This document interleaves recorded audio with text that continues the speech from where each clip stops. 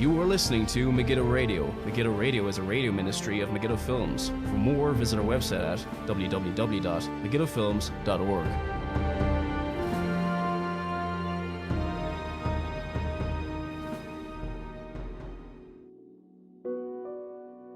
Good everybody, welcome. This is Paul Flynn with Megiddo Radio for the 6th of June 2016. Thank you all for tuning in. On tonight's Monday night show, I'm going to be dealing with the Southern Baptist Convention's support for a building of a mosque in New Jersey. I've been aware of the story for, more or less since it came out. Pulpit and Pen wrote about it back in the 27th of May 2016, and the article was entitled "Worshipping Religious Liberty, SBC, Southern Baptist Convention joins mosque building effort." And the main story, which goes back to the BaptistNews.com's own article, which was written by Jeff Broomley, if you want to look this up yourself. Baptists join diverse faith groups to support mosque building effort. This is written on the 26th of May 2016. Where do you start? I know for people who've studied the direction of evangelicalism in many different countries over the last, 20, 30 odd years, or maybe the last 100 years, that a lot of us aren't surprised. And that is a sad fact. I suppose in some ways, some of us are well aware of the Southern Baptist Convention's problems and many of the weak churches that exist within there. But you still kind of, at the back of your head, still think that they're somewhat conservative. There are good Southern Baptist Convention churches. Of course there are. But there are a lot of poor ones. And sadly, a lot of that weakness and compromise goes right to the top of the organization. Now, I know they're more seen as, the Baptists kind of more grouped together as unions, and there's no, from what I can see at least, real authority. I mean, if one church goes apostate, they don't really cut them off or discipline their pastor or something like a presbytery might do. But I digress. This story not so much identifies the Southern Baptist Convention's weaknesses. It more identifies Americanized, I don't want to call it American Christianity, Americanized Christianity, which often, to varying degrees, sees the U.S. Constitution as a Christian document or somewhat influenced by the Bible. And now, it might have been in part influenced by the Bible, but it is not consistent. Not all of it. Some of it is. Second Amendment to the Constitution, right to keep arms. I think, of course, things like that are consistent with the Scriptures.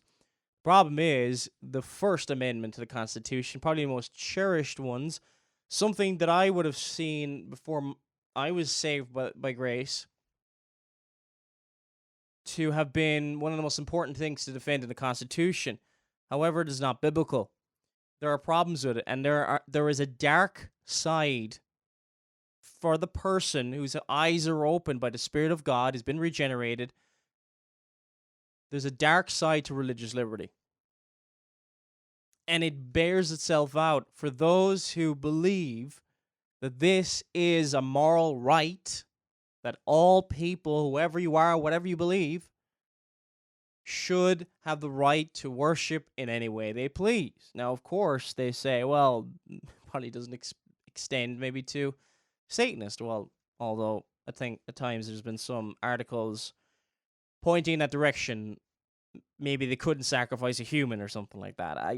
Anyway, be that as it may, does it make sense that the God of the universe, who, when writing the Holy Scriptures, using holy men of old, who wrote as they were moved by the Holy Spirit, divine inspiration, Apostographa Theonoustos, God breathed out his words using human authors like Paul and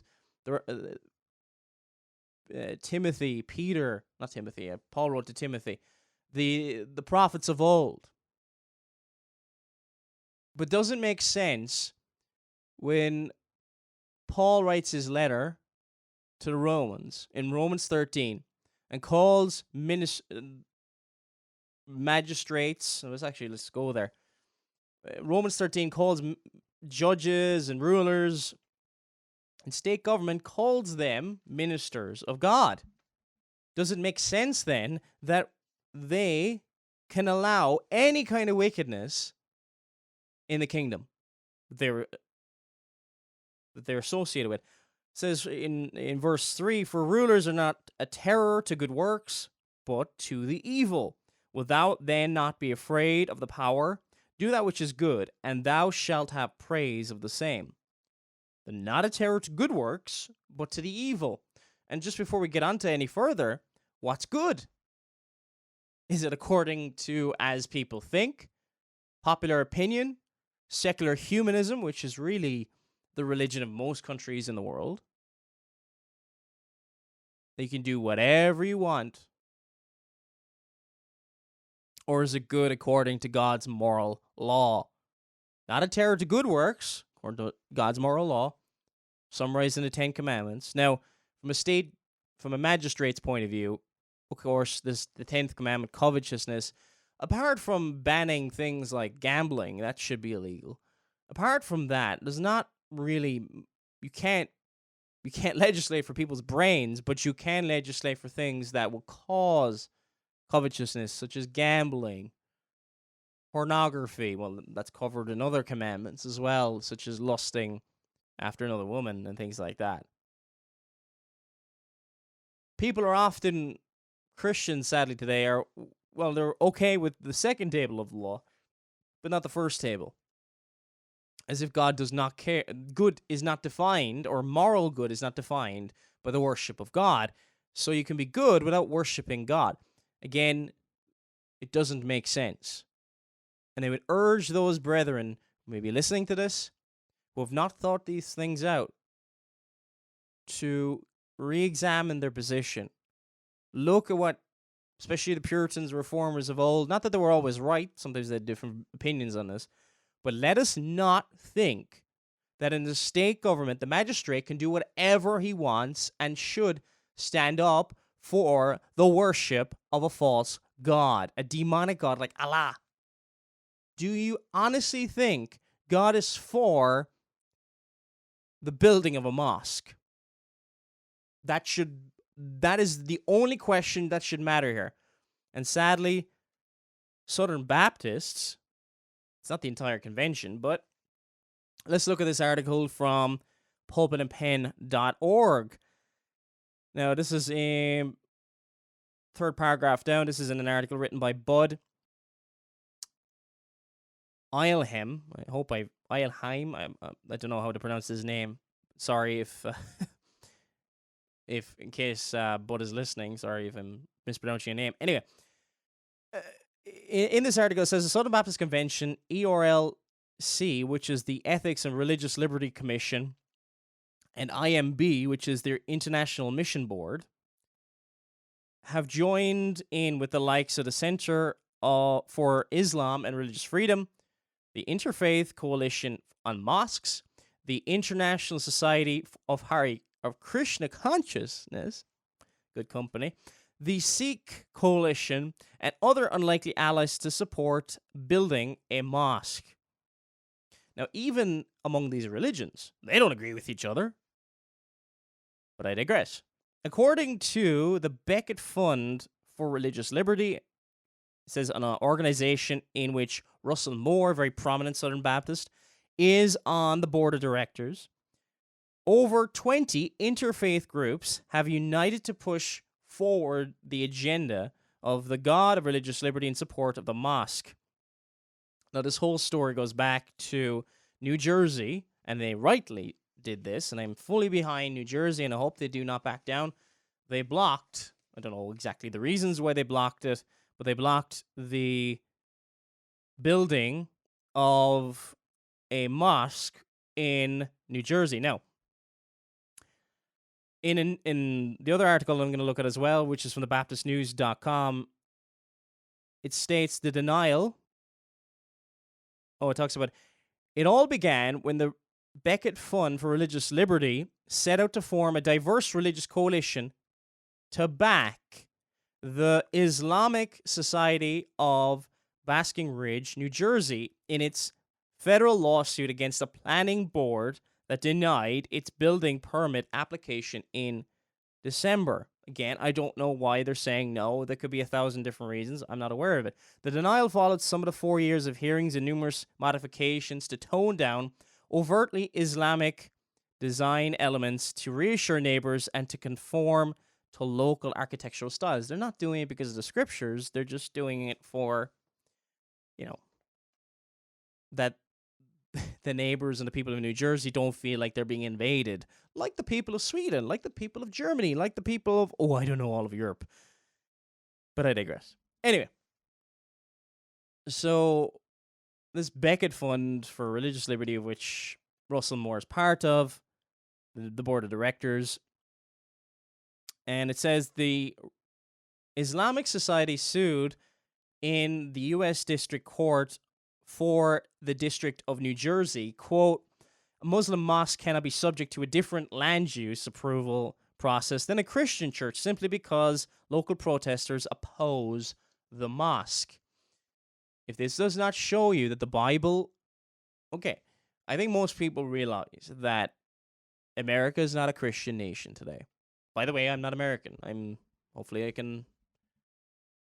Irish. I live near the border with Northern Ireland. I have my wife is American. She's an American citizen. My mother's an American citizen. Wasn't born there, but got an American citizenship back in the 60s. My brother's an American citizen.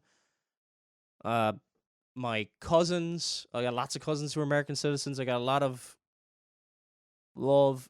I'm not one of these people who doesn't like America. Seriously, sadly, there's a lot in Ireland. Okay, especially on the left, because, people seem to blame America for everything that's going on in the world, but a bit of balance would not go a long way. It would go a long way, to be honest.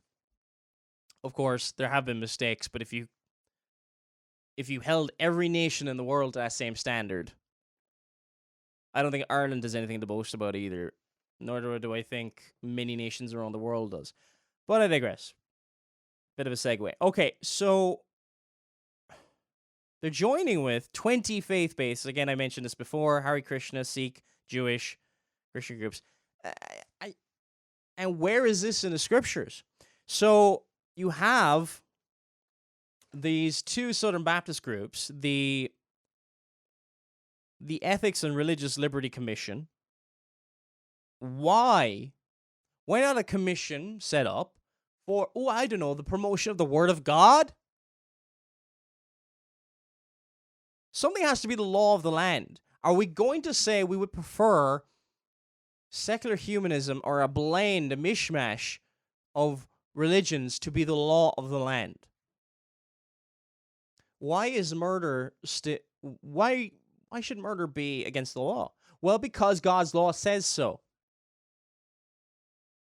And you go, well, there's lots of things should be against the law.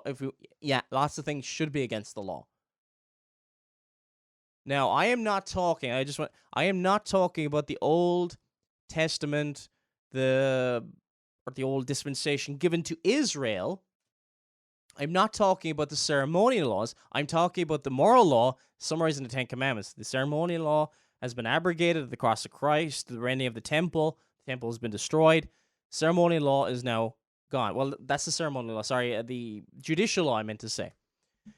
The judicial punishments, Christians have, by and large, all of them said, well, there's general principles we can take from judicial punishments given under the administration given to Israel. It was given to Israel. It wasn't given to everybody. But people say, well, how about the death penalty? The death penalty was given to all nations in Genesis 9:6. So there's a difference between the death penalty in Genesis 9:6, which is if you murder somebody and you've done it meticulously and you meant to do it, etc., the state should execute. There should be the death penalty for the murderer.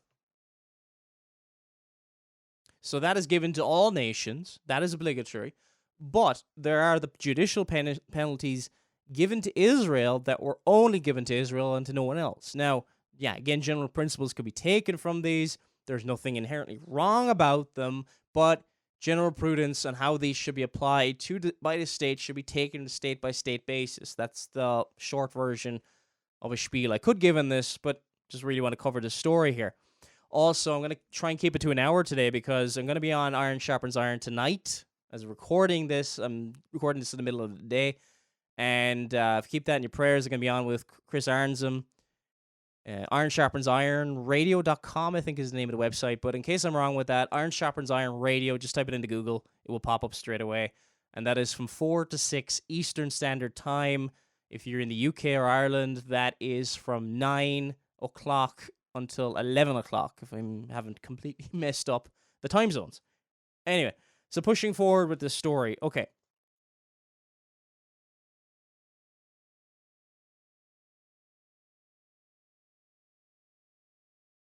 Again, does it make sense? Does the Muslim have the right to worship his false God? Yes, there should be religious toleration. I am not saying we should force a religion on anyone. We cannot. It is the Spirit of God. We preach the gospel. The government, the proper role of government is there to, again, Romans 13, the end of Psalm chapter 2, is to promote and help advance the true religion.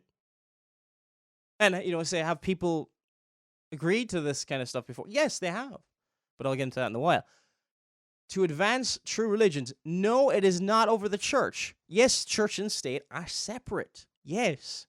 The church should keep the state, or the church, yeah, we'll start with the church and the state. The church should keep the state in check. One's not above the other. The church should keep the state in check, as in the church will preach against the sins of the state. For example, when Herod was involved in immorality, John the Baptist preached against it. And what happened to John the Baptist? He lost his head. We are, this whole barrier that's been put between church and state has led to the kind of, it doesn't matter what you do. At the moment, we have Donald Trump, who is the nominee of the Republican Party. A lot of falsehoods have been spread about Donald Trump, basically because he's against globalism, and there's times when I'd agree with him. Stuff like immigration at times. But he's said many silly things, unfortunately, in between. But he's immoral. He doesn't believe in God. He has never trusted in the Savior. He's never asked God for forgiveness. People want to know why he's all over the place. Well, I believe he says what he means and means what he says to a certain extent. Except for when he lies. But anyway. But when people are voting in the United States now, they don't believe it's important what the person believes religiously.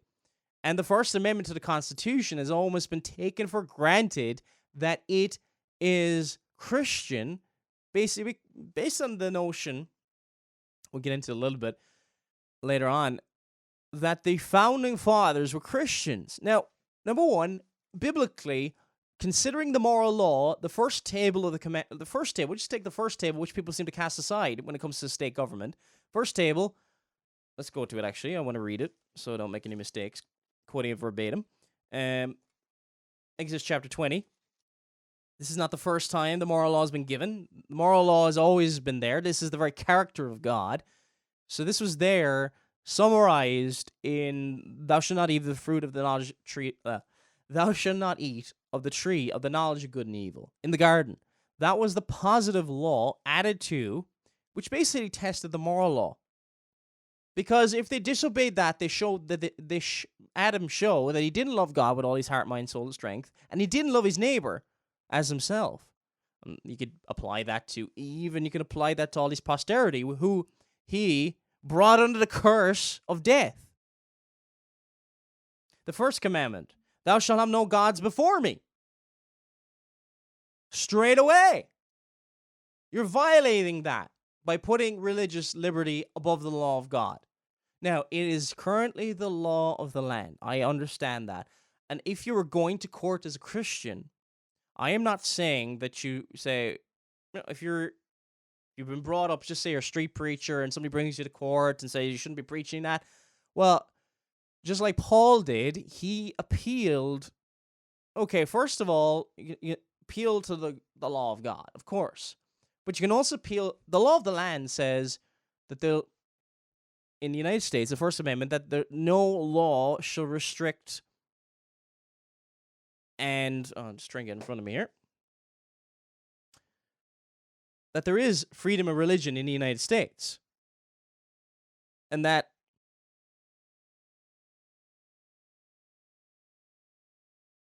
the problem, you see this thing, okay, you have this freedom of religion, and you can argue in court. I'm not saying you can't. Yes, you can, because this is the law of the land. When you're in front of the court, you argue from both ways. God's law says this, but also according to the laws of the land, which the magistrate's supposed to follow, you cannot do it. Now, that is one thing, but when you take Christians who are arguing for something that is contrary to God's law comes first. Obey the highest authority. Anybody, be it the Southern Baptist Convention, these groupings, or I think it's the National Council of Evangelicals, if I got the name right, you are sinning. You are sinning grievously against God, and you are violating the first commandment. You are supporting sin. You are supporting Islam, which is hell-bent on the destruction of the United States. That's just the United States. But every nation on this earth. Now, they hate the United States specifically because, partially true, blowback, things like that, but also because any nation that is not under Sharia law is part of the battlefield. The only parts of the world that are peaceful are Muslim nations, according to Islam. What is the Southern Baptist Convention, Russell Moore, and all these other people supporting? Back in the, when was it? The 19th century. I'm trying to look when this is originally published. Jim Murdoch, who's an elder in the church I attend, Lochbricklin Reformed Presbyterian Church of Ireland, published a little booklet called The Destruction of Mohammedanism. It's a very good little booklet. A short little booklet going through, I don't know, he's given it out to members of our church, and I don't know if he's going to be printing many of them, but you can, if you want to email me and I can ask if anybody wants a copy of this. They might be making it available on the sermon audio page for Lochbrickland, but I digress. Anyway, he reprinted basically a chapter out of a book by David Bogue. David Bogue was a Congregationalist pastor, and it says here, a prominent figure in the missionary movement that led to the foundation of the London Missionary Society. Here's what he said about false religion. And this is what these evangelicals and Southern Baptists are supporting. David Bogue wrote, a false religion is most pernicious. Instead of enlightening the minds, it darkens it. Instead of purifying the heart, it corrupts and defiles it. Instead of forming men after the image of God, it leads them to think God such as and one as themselves. Instead of teaching love to men and inspiring active benevolence, it produces ferocious bigots who hate and despise all but the believers of the same creed, liberalism, Mohammedanism, etc. And instead, he goes on to say, instead of giving God the glory of the redemption of sinners by the death of his Son, denies the doctrine of a mediator and puts prayers and fasting and alms in the room of the atonement and righteousness of Jesus Christ. That's what's being promoted. A false religion, something that darkens the mind and is an enemy. So on many different fronts, this is the worship of religious liberty. And Pulpit and Pen's own article was called that worshipping Relgious Liberty. Southern Baptist Convention joins mosque building effort. What do these Muslims say? And before I quote what the Muslims say, I'm not commenting on whether they're being sincere or not. I don't know if they're being sincere here. The Qur'an does not support what they're saying. And if they claim to be Muslim, of course they can use deception. And they use various different tactics to achieve their means. Islam is militaristic. David Woods of Acts 17 Apologetics has a very good video going on YouTube. It's called The 3 Stages of Jihad. I would recommend people watch that. Doing a lot of study on Islam at the moment. Hoping to, in a couple of months, start doing a lot of shows. I don't think I'm quite ready yet. I'm just going through the Quran, making a lot of notes and references and things like that. Please keep that in your prayers. So that it's coming to the point now, there's a massive invasion of Muslims coming in, people who are of military age, into countries like Germany, UK, and they're flooding in and making countries like Sweden become the rape capital of the West. How does that happen? Of course, it's not being reported, except in certain... Now, this is from Swedish sources, people in Sweden who are not mainstream, liberal, bigoted zombies. Who any criticism of Islam is equated to racism. News, like reality check here. Islam is not a race. And surely that should be a little bit insulting to those who adhere to Islam, that they're saying, oh, it's a race, it's racism to, oh, it's people from Northern Africa and all this kind of stuff. Even when they say about Northern Africa, there are Christians. Surely you're saying that there are Christians in Northern Africa who are not attacking people in the streets, who are not killing people in the streets of Paris.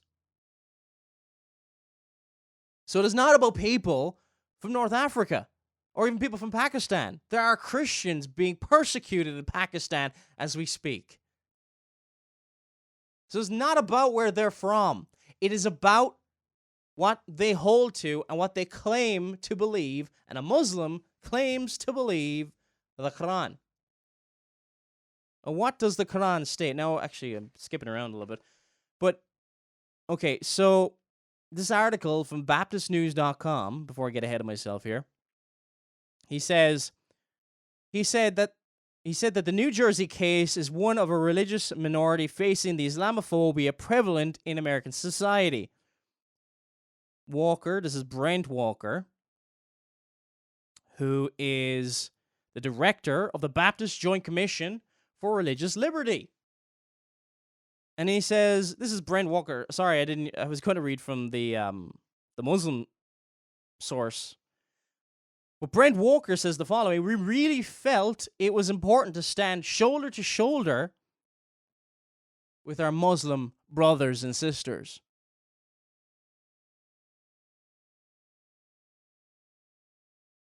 What do you say? No, I've done it. I did a show last Monday. Show number 199, 2 shows back, which pointed out no, Muslims are not the children of Abraham. You have to be in Christ. Read all of Galatians chapter 3. The Quran rejects the deity of Christ, rejects Jesus Christ. It sees him only as a prophet, only as a human prophet, and that's it, and rejects the Trinity. There's nothing in common with each other. Muslim brothers and sisters. In the Baptist News, it also says that an official with the National Association of Evangelicals said the religious freedom implications of the New Jersey situation are clear. It's self-preservation, and that's a disgusting way to be, sadly. What are we doing? We are placing religious liberty above the law of God.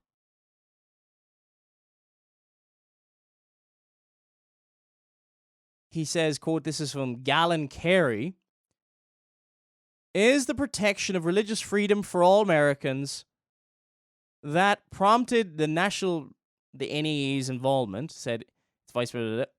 In many countries, Christians face a hard time getting permission to build a church. And in America, that's not how we do things. Should we think, oh, not only is it a violation of the law of God, we're also proud of it.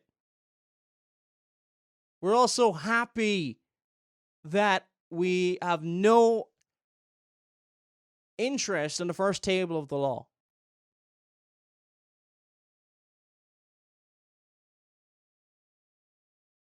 The Baptist News article also says that it also supported a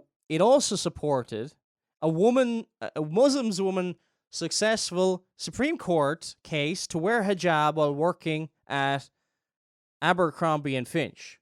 Surely the business should allow whatever they want. Not whatever they want, but if they want, basically, just say you're a Christian organization, you don't want somebody wearing the hijab. You no longer have that right to do that. It's a religious freedom for the most outspoken victims. The victimhood complex of the feminists and the Muslims.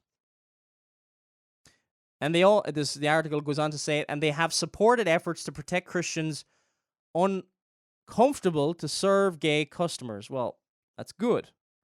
Okay. Talks about freedom of conscience, things like that. But are we basing it on do whatever you want? Man's conscience is autonomous. Or what's the standard here?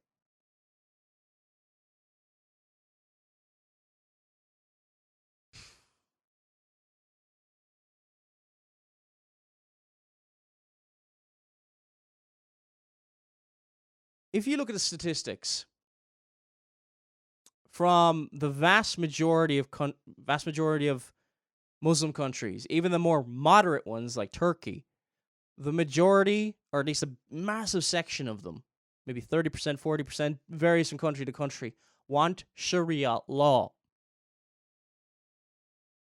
They claim just to want the freedom to worship. But if they really believe in the Qur'an, what does the Qur'an say? Just going to look at a few verses from the Qur'an here. Surah 9, 123. O ye who believe, fight the unbelievers who are near to you, and let them find hardness in you, and know that Allah is with those who fear Him. In another surah, it says, again, just stick to Surah 9. I mean, there's plenty of other places you can go to as well. Fight them, and Allah will punish them by your hands, and disgrace them upon you and over them, and heal the breasts of believers. There's plenty of, I could go through many, many different verses here, just maybe one or two more. Surah 9:29, fight those who believe not in Allah nor the last day. This is not a tolerant religion. This is not a religion that looks for peace. Well, and if you do have peace, it is within Muslim-dominated countries.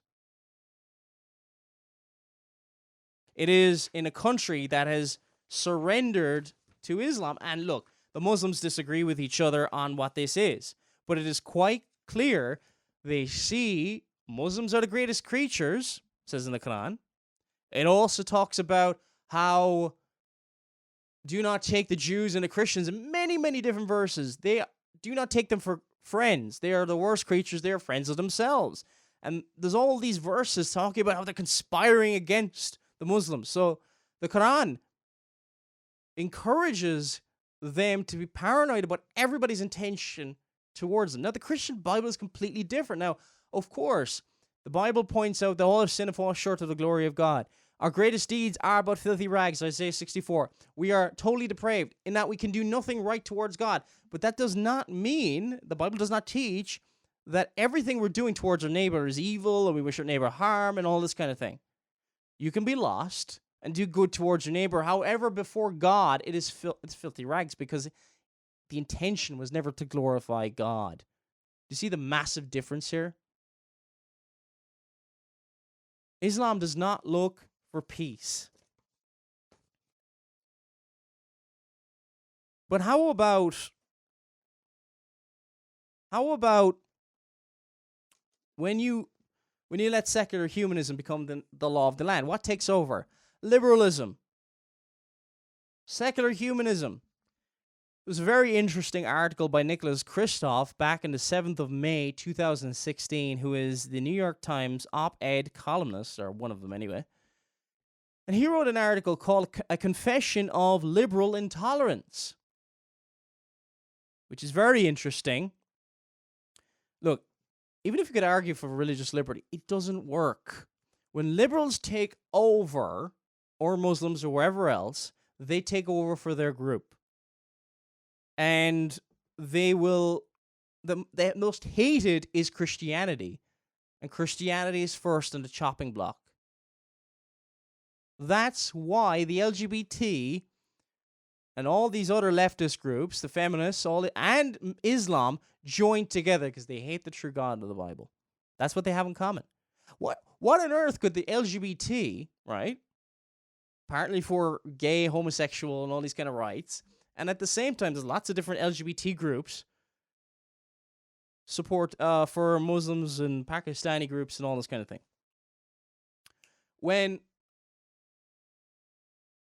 If they're going to be consistent now, I'm talking about homosexual acts are an abomination for God.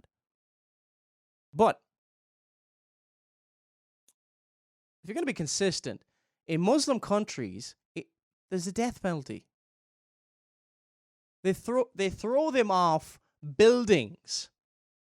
There's plenty of videos online that are gruesome and disgusting. It's wrong. If there's any penalty against homosexuals, that is the state. It is not mob rule. It is not grab them and kill them and all this kind of stuff. This is for the magistrate. We don't have right to take law into our own hands. The sword is in the hands of the magistrate, no one else. It's not in the hands of the church. That was one of the errors of Roman Catholicism, which believed, and still does believe, that it is above every nation's government. But if liberalism we've got Islam. Fight those who do not believe in Allah. Quite clear over and over again. If it takes over, and I guess, I hate even arguing this way, but from a pragmatic point of view, you've got to realize it doesn't work. Islam takes over. There's plenty of examples around the world of worldwide terrorism carried out by who? They just happen to be Islamists. They just happen to believe in the Qur'an. They just happen to believe that they will go to a paradise so sordid that it'll make Hugh Hefner blush. 72 virgins. Anyway, and yet the National Association of Evangelicals seem to think it's right to promote this filth. Rather than Christians supporting the state of New Jersey, not allowing them to build a mosque, no, they're joining with the Islamists and every other false religion. What a very, very sad day we live in. Let's go. I'm going to read from, but what if liberalism takes over? Surely that's okay. Liberals accept everybody. They're tolerant of everybody. Again, I'm arguing from a pragmatic point of view. Even if it did work, it's still wrong. Pragmatism is wrong. Everything we do should be to the glory of God, and we should promote in every way, shape, or form that the state would implement the law of God in the state. No, the Bible is not for religious freedom. But what happens when liberals take over? And they're taking over the United States. A good case study right now is America. Nicholas Kristof writes in the New York Times. The New York Times is anybody who knows anything about the New York Times, it is obviously a very liberal newspaper.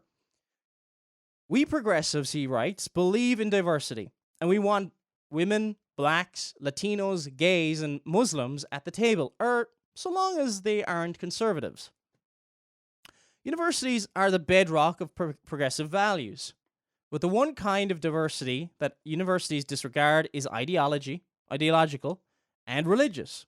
We're fine with people who don't look like us as long as they think like us. Finally, somebody's being honest. He says, okay, that's a little harsh, but consider George Yancey, a sociologist who is black and evangelical. I don't know who this guy is, but what he's saying is true. He says, quote, outside of academia, I faced more problems as a black, he told me. But of course, it's the leftists who are shouting the loudest about intolerance and all this kind of stuff, social justice warriors, etc. He told me, but inside academia, I face more problems as a Christian, and it is not even close. He said more problems as being a Christian. Also, he shows some comments he got on a Facebook post recently, basically how all liberals think that just, rather than dealing with evangelicals, they just call us stupid. We're lacking education. Let's get the list here. They're politically unsophisticated, lacking education, angry, bitter, emotional, poor. And as one comment put it here, it's for diversity because there's so few conservatives now in academia anymore, very few of them anyway. And one person writes, how about we make, obviously saying sarcastically, how about we make facilities more diverse by hiring idiots? Sadly, that's what liberals do. Rather than dealing with facts, no, I'm not going to listen to you, and you're racist for criticizing that person who doesn't happen to share the same skin color as you, and you're a moron. You have to look, it's like two different attacks. Either you're stupid or you're a moron. We don't even need to entertain your views. And he puts in this article, this obviously is written from a progressive, not a regressive, as some people call this other group, this group of social justice warriors, professional victims, and people who generally believe the world owes them everything. So, talks about the very few Republicans, even though to be a Republican does not mean necessarily that you are conservative. Look at Newt Gingrich, for example, who thinks FDR was a wonderful president. Now, so he talks about the importance to have different ideas. If you really believe in freedom of speech, things like that. Now, he talks about discrimination, gives various examples here of discrimination. Just going to read one study he sources. The scarcity of conservatives seems driven in part by discrimination.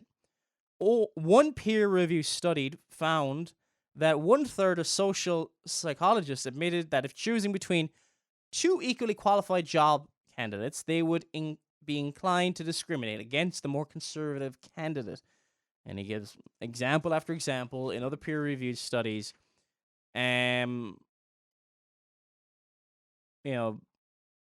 and on. And it's the hypocrisy, but if you know your scriptures, and if you know that the world hates you, you understand why this is happening.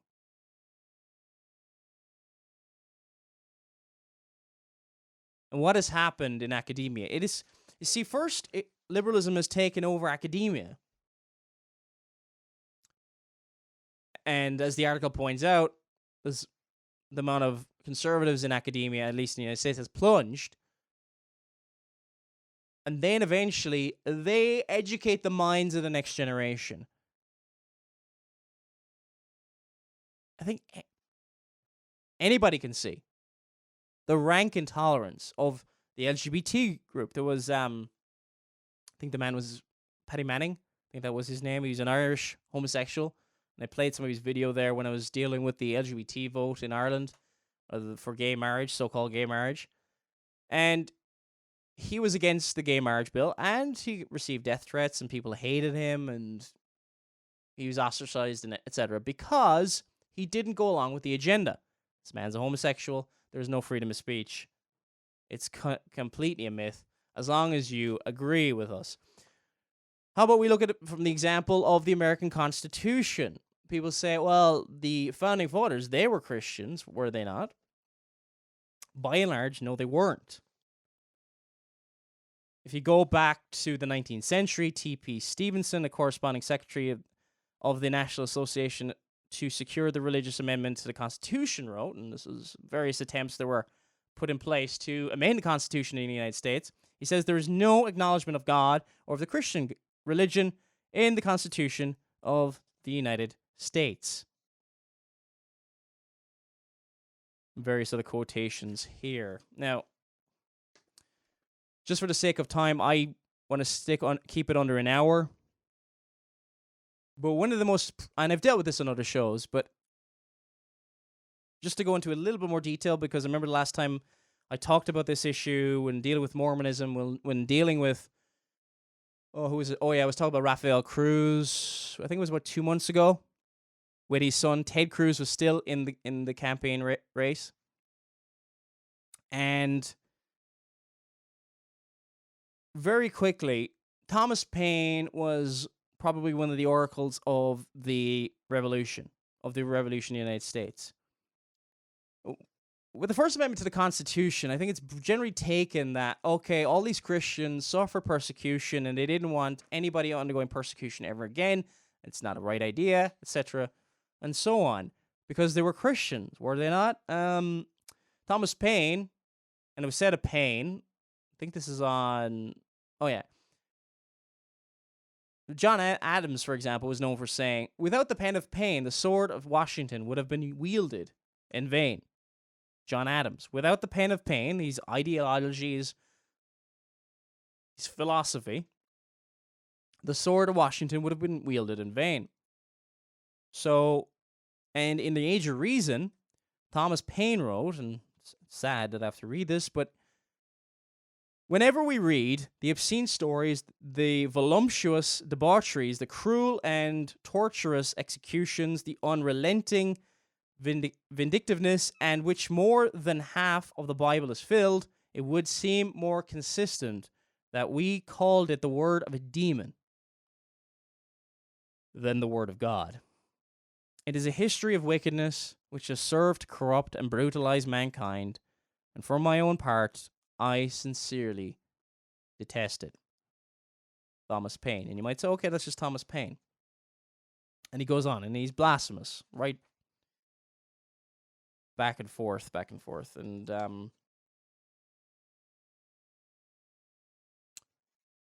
had another, here we go.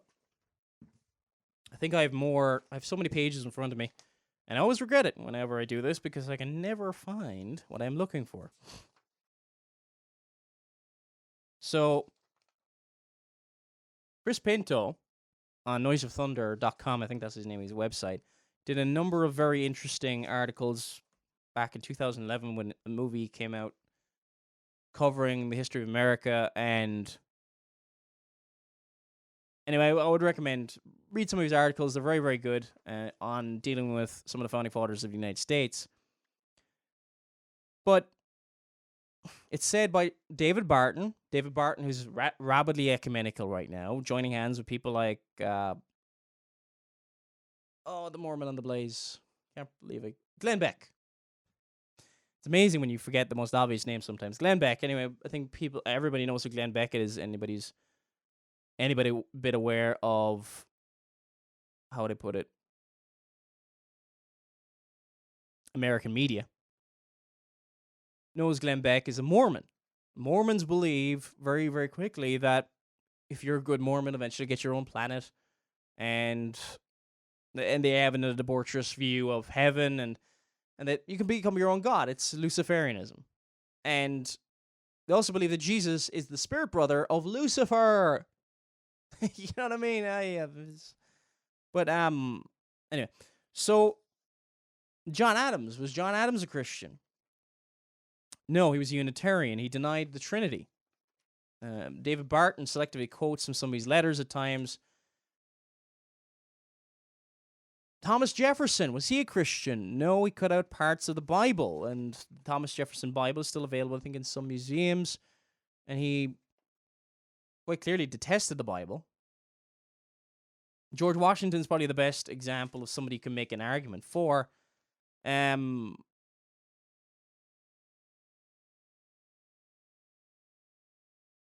trying to think what's the best quote to read. John Adams wrote to Thomas Jefferson in September 14th, 1818, wrote, "The human understanding is a revelation. This revelation has made it clear that two and one make three, and that one is not three, nor can three be one. Have you and I been 40 days with Moses on Mount Sinai and admitted to behold the divine Shekinah, and there told that one was three and three one, we might not have courage to deny it, but we would not have believed it." Even if he was with Moses on Mount Sinai, he said, basically he denied it. He was a Unitarian. The Unitarians deny that he's, denied the Trinity. Abigail Adams, his wife, wrote to her son John Quincy Adams on the 5th of May, 1816, and these are the founding minds of the nation. "I acknowledge myself a Unitarian, believing that the Father alone is the supreme God. There is not any reasoning that can convince me, contrary to my senses, that three is one and one is three." That's Abigail Adams. Even though you will see from many Baptist pulpits quotations from John Adams and many other people that they are godly Christian men, but they will disdain the reformers, hate people like John Calvin, and have no time for the writings, but are all too happy to read the somewhat Christian. Yeah, some of the things they said did sound Christian, but so are the things sometimes said, taken in isolation now, extreme isolation. George W. Bush. People think George W. Bush is a Christian. One time interviewed in EWTN, he asked, when you looked into the eyes of Benedict XVI, what did you see? One word he gave: God. He saw God.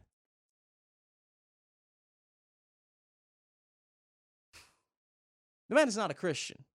Long and the short of it, I think I've dealt with that on other shows. There's also a dark side to religious liberty, this whole religious liberty.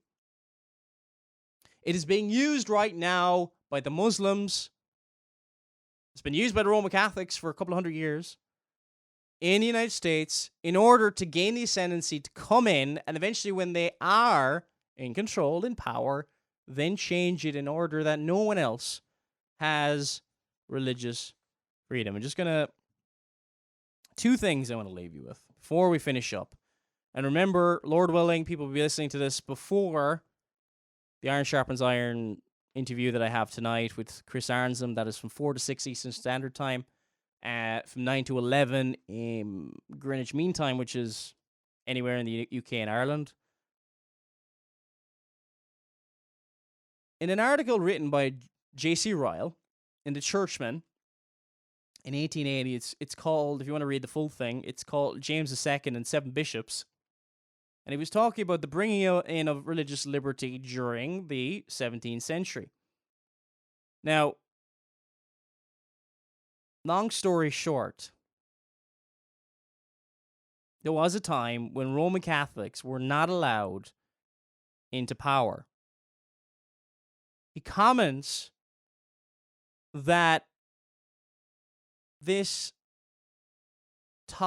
he says, under the specious plea of toleration and liberty, the object of the declaration was to advance popery and give license and free scope to the Church of Rome and all its schemes for reconquering England.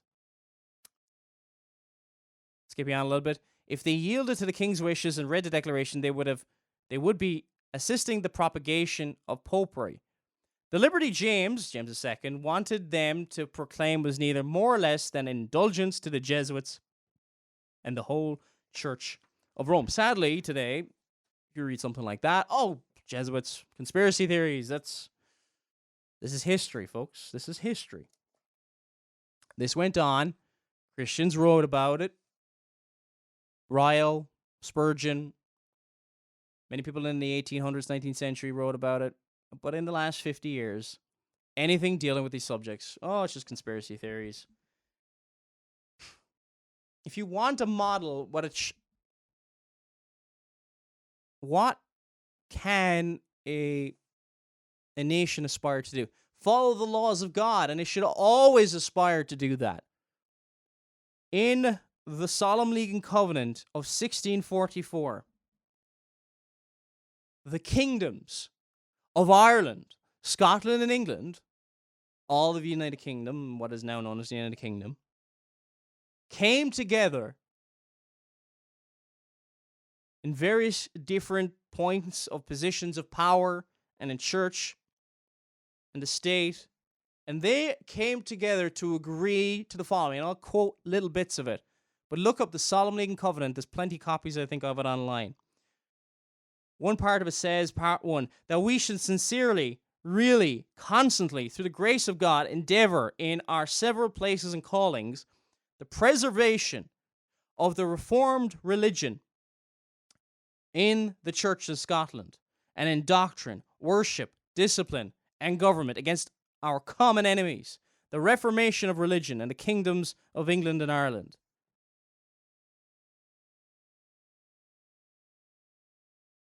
Another part writes, this is point 3, we shall with the same sincerity, reality, and constancy in our several avocations endeavor with our estates and lives mutually to preserve the rights and privileges of the parliaments, the liberties of the kingdoms, and to preserve and defend the King's Majesty's person and authority in the preservation. All this is within this context now. It's not just primarily about preserving the king or anything like that. In the preservation and the defense of true religion. And notice how it said the reformed religion, not in the preservation of Arminianism. The Reformed religion. They saw the danger of Arminianism. What was to be preserved? True religion across the land.